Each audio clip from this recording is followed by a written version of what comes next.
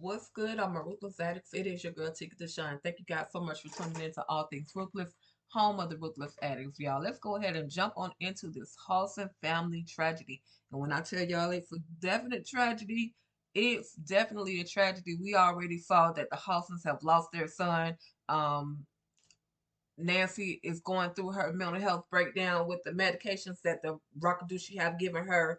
Richard is all over the place trying to find his son. He's about to lose it. Y'all, it got crazy. With that being said, last week, the last episode, we saw that Kareem and Sharon had gotten into a bit of a scuffle to the point where Sharon had to literally hit Kareem upside his head with the bat. Kareem is laid out unconscious, so the only thing Sharon knows to do is to call. Of course, she wants to call police, but she ends up calling and speaking to Dale first, and she's panicking, panicking, panicking. Oh my God, Dale! I got in a fight with Kareem. What am I gonna do? And he's telling her, well, just are you okay? And call the police and do whatever. So she's like, okay, let me just call the police, and she gets on the phone to call the police. But while she's trying to talk to Dale, Dale has his own troubles. Dale has given away or has had some medication stolen from him that should not have been stolen from him. Now, he didn't know that the medication shouldn't have been stolen, but it was the medicine that Alonzo had came and took away from him. Now, that medication belonged to the cartel, you guys. We find out that Antonio as well as Kareem were working with the cartel. Is this the same cartel that Lilo spoke about in Ruthless? Oh my God, we gotta definitely stay tuned to see if this is the same cartel. With that being said, Antonio gets on the telephone. Well, first, before Antonio is ushered out of the store, he is ushered out of the store by gunpoint by Dale, because Dale has just had a bad freaking day from the get go. He had Alonzo come in, hold him up, pretending he was the police and was gonna arrest him and take all the drugs. Then we had this old little grumpy lady. Well, it wasn't her fault that she was grumpy. She had walked a long way to get her medication, and Dale was not letting anybody in the store. He was like, well, you're going to have to come back later because Kareem isn't here to fill that prescription, so on and so forth. So anyway, we see Dale has had to pull a gun on Antonio to make him leave the store. So Antonio is trying to break it down to him. Is there a box with such and such name on it? If that box is under there, then that belongs to me, or if that belongs to somebody else, and I have to get it to them right away. And it's supposed to be some bags, but I don't see the bags back there. And so at this point, Dale is just all the way scared to the point where he has to pull out a big superpower pack gun on Antonio, y'all. So then Antonio calls Alan, is like, hey man, did your friend come up to the store and did he take more than whatever drugs that he was supposed to take? And Alan says, I don't know about that. I don't know about that. And Antonio's like, look, man, I got him on camera. Just tell old boy I need that stuff back. You know we need that medicine back. You know that specific that stuff we need it back because it don't belong to us. So Alan is like, okay, okay, I got you. Let me go find out. Let me find out. So Alan approaches, or Alonzo walks back up to Alan and says, hey, I thought you were supposed to be gone at this point. And Alonzo is like clueless at this point. So Alan tells him, look, man, did you take more than what you were supposed to take? And he denies it, denies it, denies it. But then he finally says, yes, I took it, and it's outside in the rental car. The cartel is about to be on somebody's ASS. I don't know who just at this point, but I need Antonio and Alan to do whatever they need to do to get that medicine or those drugs to the cartel so nobody else, no other lives are lost at this point. So moving back to um Dale and Sharon. Now Sharon is at the house and in walks. Now at this point, Sharon is on the phone with the police, calling the police, and the police tell her, "Well, we've had somebody from the pharmacy to call." as well as a neighbor who heard the arguing. We have a two phone calls, so the police are already on their way.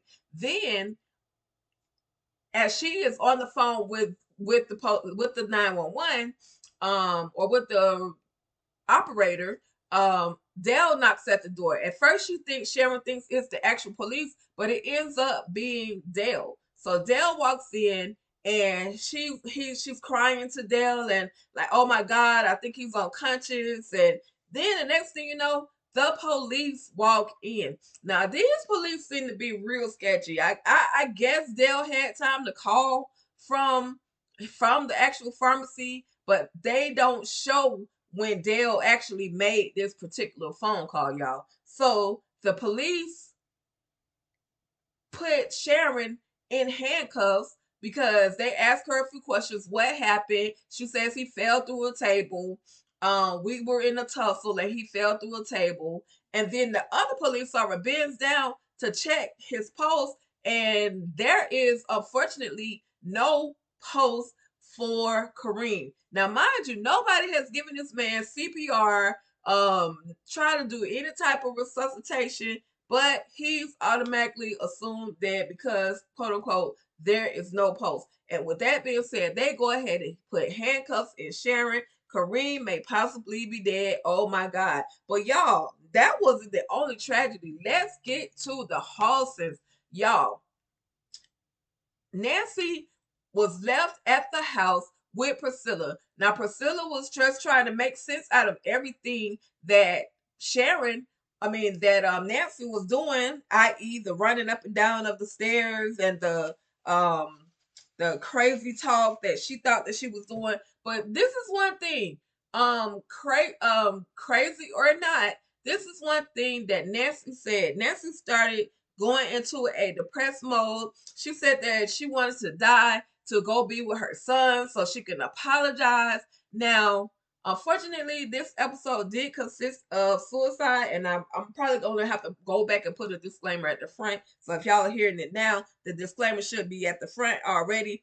But this episode did consist of a suicide attempt. So with that being said, I will continue on. Like I said, Priscilla was left at the house with Nancy, and when Richard returned, now mind you, in the midst of all of this conversation, Nancy was like, because Priscilla said, "You want to go? Don't you want to go to bed?" And Nancy says, and out of laughter, "You trying to sleep with me, girl? I don't go that way." I thought that was pretty funny, but it just showed the mood swings, the ups and the downs of what it is that Nancy was going through. And like I said, it also talked about Nancy wanting to go and die and be with her sons. Like, I don't know if they killed Barry in front of Nancy, but Nancy 100% to her core knows that Barry is dead and she is in a depressed mode and is ready. She said that she is ready she wants to die so that she can go and be with her boys now, or be with her son.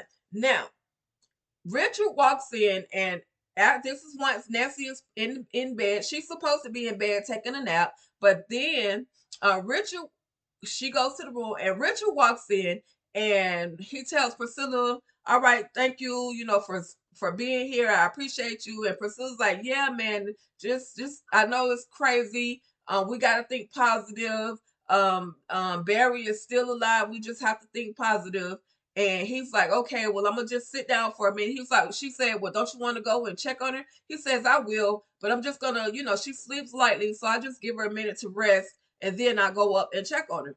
Well, Priscilla leaves the home, and unfortunately, Richard walks into the bedroom, and what does he see? He sees Nancy there hanging. She has attempted to kill herself. I say attempted. I mean, we don't know as of yet if she's all the way gone. We just have to stay tuned for next week's episode, which is the season finale of The Oval. Um, this episode was all the way crazy. The Haulsen families, like I said, they are going through a whole lot. Poor Sharon is about to go to jail. I don't really know if these guys are police or if they are part of the cartel. I keep saying this, but I could be wrong, but they just look suspect. They got there pretty fast. Um, when did Richardson's when did Dale have time to call the police from Richardson's pharmacy? So anyway, you guys, with that being said, drop your comments below. Let me know what you guys are thinking about the Haulsen family tragedy. Thank you guys so much for tuning in. Thank you to my subscribers. And if you're new to my channel, make sure you hit that subscribe button as well as that notification bell so that you can receive notification of all new ruthless content. All right. With that being said, thank you guys for tapping in and you guys stay ruthless.